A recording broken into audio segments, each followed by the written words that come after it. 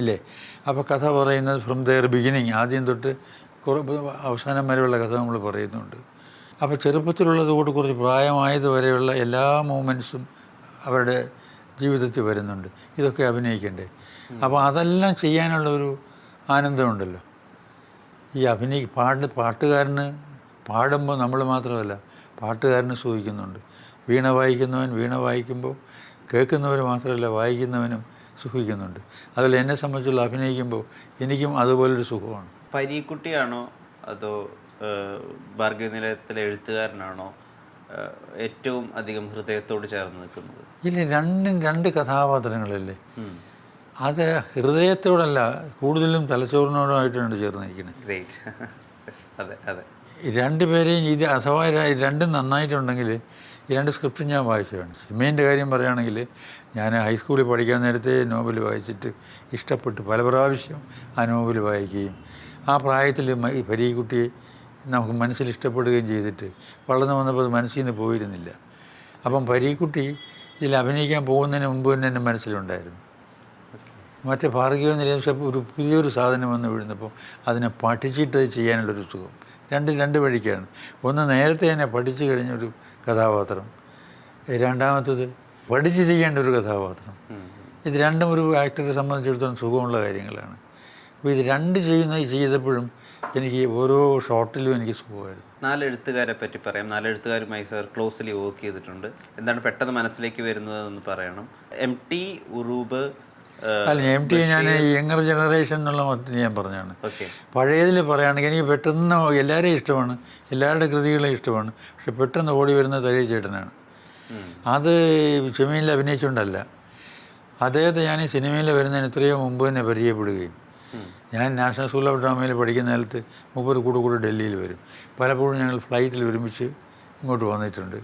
അവിടെ വെച്ച് കേരള ഹൗസിലാണ് താമസിക്കുന്നത്. ഞങ്ങളും വല്ല നാടകമെല്ലാം റിഹേഴ്സൽ നടത്തുന്നത് കേരള ഹൗസിലാണ്.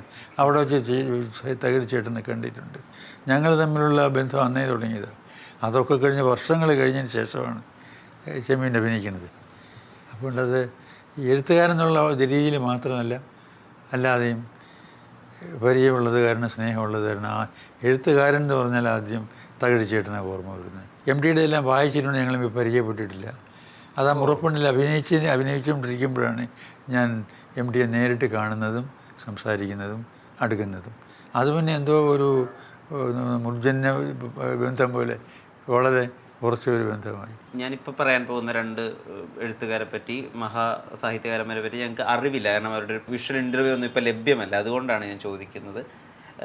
ഉറൂബ് എന്ന മനുഷ്യൻ, അദ്ദേഹം എന്ന കലാകാരൻ ഏത് വിധത്തിലായിരുന്നു?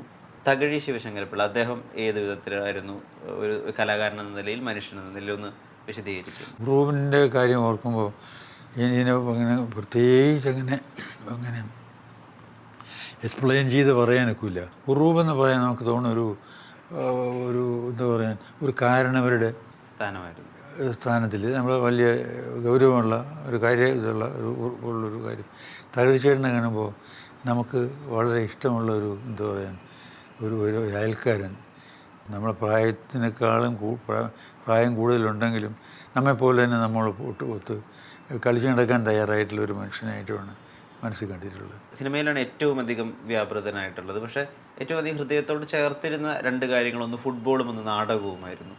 പക്ഷേ നാടകത്തിന് വേണ്ടിയിട്ടും ഫുട്ബോളിന് വേണ്ടിയിട്ടും അങ്ങനെ കാര്യമായി എന്തെങ്കിലും സിനിമയോളം ഒന്നും ചെയ്തിട്ടില്ല. ചെയ്യാൻ വലിയ ആഗ്രഹം ഉണ്ടായിരുന്നു എന്ന് മാത്രമല്ല, ഞാൻ അവസാനം നാഷണൽ സ്കൂൾ ഓഫ് ഡ്രാമയിൽ പോയത് തന്നെ നാടകത്തിന് വേണ്ടി വല്ലതും ചെയ്യാൻ വേണ്ടി തന്നെയായിരുന്നു. അപ്പോൾ അവിടെ നിന്ന് തിരിച്ച് വന്നിട്ട് ഇവിടെ വന്ന് ഒരുപാട് ഞാൻ പലപ്പോഴും പറഞ്ഞിട്ടുള്ളതുകൊണ്ട് ബോറാണ് വീണ്ടും പറയുക.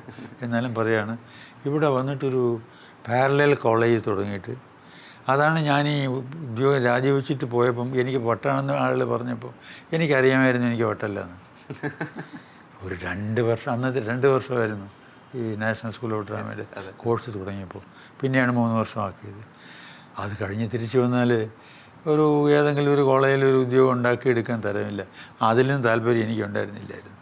കാരണം ഇതിനു മുമ്പ് കോളേജിൽ ജോലിക്ക് പോകുന്നതിന് മുമ്പ് തന്നെ ഞാൻ ഈ പാറ്റൂർ മുക്കിൽ MA പാസ്സായി വന്ന പിറ്റേ ദിവസം തൊട്ടുള്ള ശ്രമത്തിൽ അടുത്ത മാർച്ച് സെപ്റ്റംബറിൽ തോറ്റ പിള്ളേരെയെല്ലാം പഠിപ്പിക്കത്തെ കൊണ്ടൊരു ട്യൂട്ടോറിയൽ കോളേജ് ഈ പാറ്റൂർ ജംഗ്ഷനിൽ.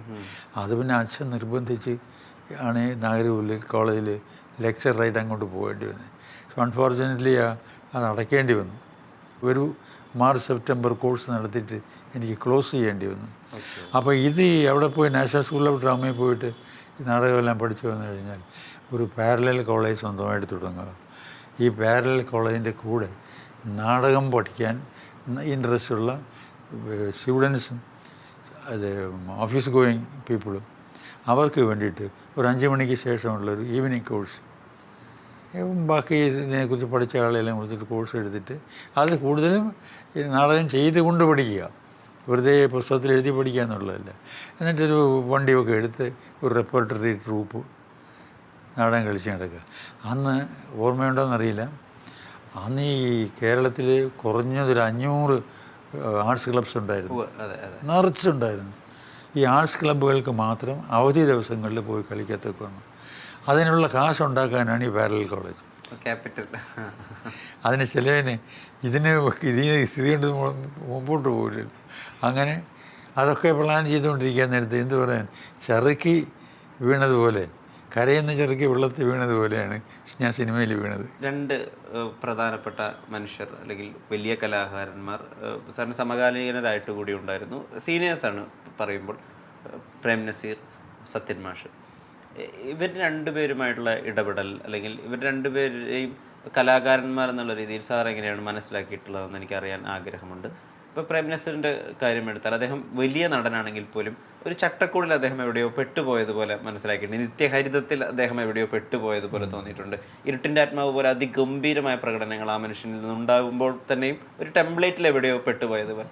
ഇതിനെപ്പറ്റി മധു സാർ അദ്ദേഹവുമായിട്ട് സംസാരിക്കുകയോ എന്തെങ്കിലും? കരിയറിനെ പറ്റി ഞാൻ സംസാരിച്ചിട്ടില്ല, ഞാൻ പുറത്ത് സംസാരിച്ചിട്ടുണ്ട്.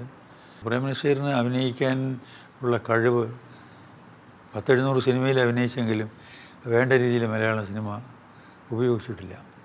അദ്ദേഹം ക്ലിക്ക് ചെയ്ത മോഡൽ ക്യാരക്ടേഴ്സ് വീണ്ടും വീണ്ടും കൊടുത്തുകൊണ്ടിരുന്നു. അതിൽ വളരെ അപൂർവം ആയിട്ടുള്ള 3-4 ഒരു സിനിമകൾ മാത്രമേ ഉള്ളൂ. ഇരുട്ടിൻ്റെ ആത്മാവോ പിന്നെന്താ, അങ്ങനെ കുറച്ച് 2-3 അല്ലാതെ അധികമില്ല. സത്യൻ മാഷ് അദ്ദേഹം ഉണ്ടാക്കിയ സ്വാഭാവിക അഭിനയത്തിൻ്റെ ഒരു രീതി അല്ലെങ്കിൽ അദ്ദേഹം കഥാപാത്രങ്ങൾ ഉൾക്കൊണ്ടിരുന്ന വിധം, അതിനെപ്പറ്റി അദ്ദേഹവുമായിട്ടുള്ള സൗഹൃദത്തിലായിരുന്നു സത്യൻ മാഷുമായി. സത്യൻ മാഷ് ഞാൻ ഒരു ഒരു ഒരു എന്താ പറയുക, ഒരു ഗുരുവിൻ്റെ സ്ഥാനത്താണ് ഞാൻ കണ്ടിട്ടുള്ളത്. പട്ടാളത്തിലും ഓഫീസിലും പോലീസിലും അടുത്തും ഇതുമൊക്കെ ജീവിതത്തിൽ ഒരുപാട് ക്യാരക്ടേഴ്സ് സ്വയം അഭിനയിച്ചിട്ടുള്ള ആളാണ്. ജീവിതം നല്ലപോലെ പഠിച്ച ആളാണ്. അപ്പോൾ അദ്ദേഹത്തിനൊരു ക്യാരക്ടർ മനസ്സിലാക്കാനും ഉൾക്കൊള്ളാനും അഭിനയിക്കാനും കഴിയുമായിരുന്നു. പിന്നെ ഈ അഭിനയത്തിനോട് ഭയങ്കര ഒരു ആവേശവുമായിരുന്നു. ഈ വയസ്സുകാലത്ത് വന്ന് വയസ്സുകാലത്ത് വന്ന് 40-ന് ശേഷമാണ്, 41-ലാണ് വരുന്നത്.